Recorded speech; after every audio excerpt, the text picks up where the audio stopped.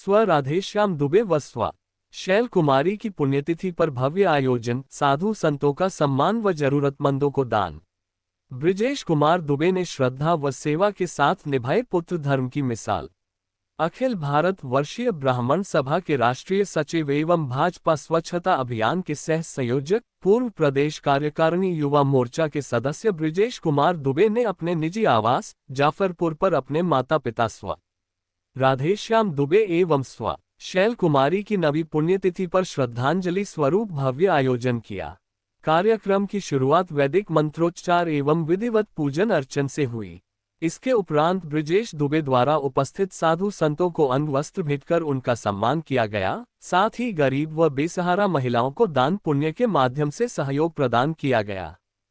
कार्यक्रम में नन्हे मुन्ने बच्चों को टिफिन, थर्मस, टॉफी, बिस्किट, वस्त्र, फल व प्रसाद वितरित कर उन्हें भविष्य के डॉक्टर समझते हुए उपहार स्वरूप आशीर्वाद दिया गया। संध्या समय एक भव्य भंडारे का आयोजन किया गया, जिसमें सैकड़ों की संख्या में श्रद्धालुओं ने प्रसाद ग्रहण किया और पुण्यात्माओं को नमन किया।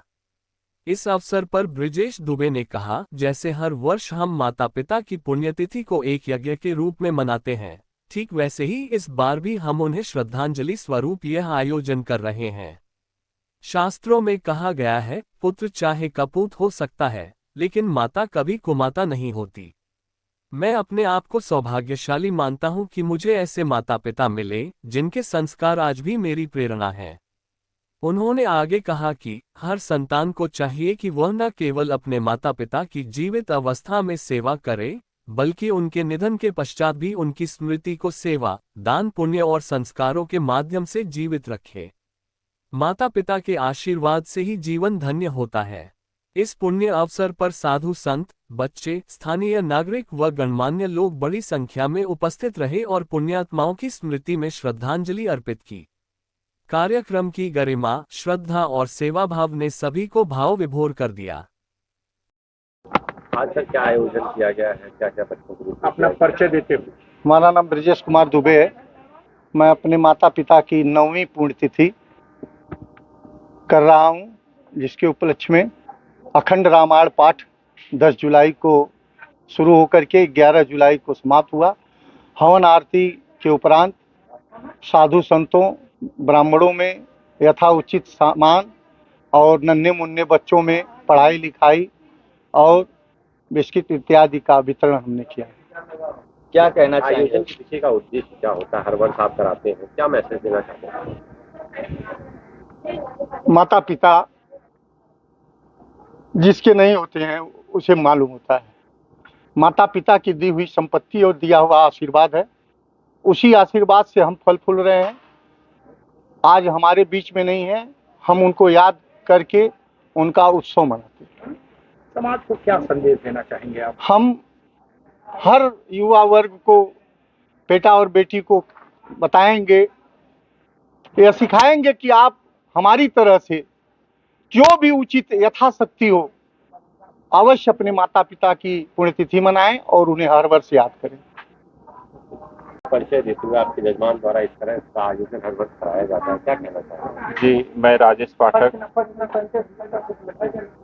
हमारे बृजेश दुबे जी हमारे यजमान हैं।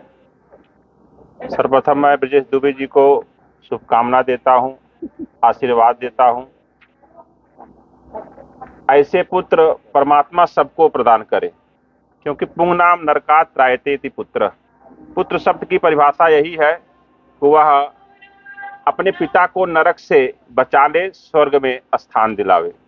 भगवान श्री कृष्ण स्वयं कहे हैं कि 100 वर्ष जी करके भी पुत्र और पुत्री, ऐसा नहीं कि पुत्र ही शब्द आया है, पुंग नाम से पुत्री भी संबोधित होता है।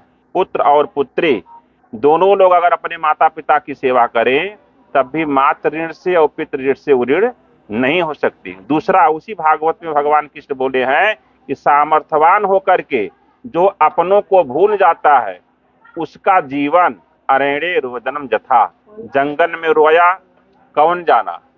आप कितना कमाए, कितना सामर्थ्यवान है, अपनों के बीच, अपने माता पिता के बीच, अपने माता पिता की पुण्यतिथि पर अगर आप धन खर्च कर रहे हैं तो वही धन सार्थक है।